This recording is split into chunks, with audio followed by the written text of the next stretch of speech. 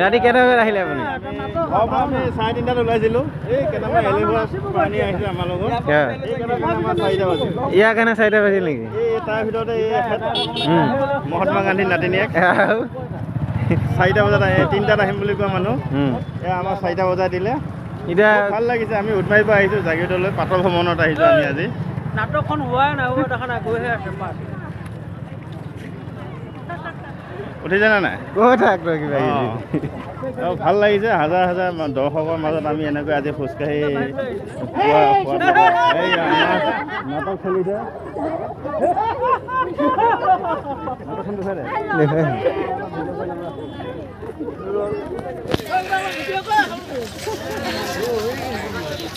মোৰটো এল দি থৈ আহিল নেকি?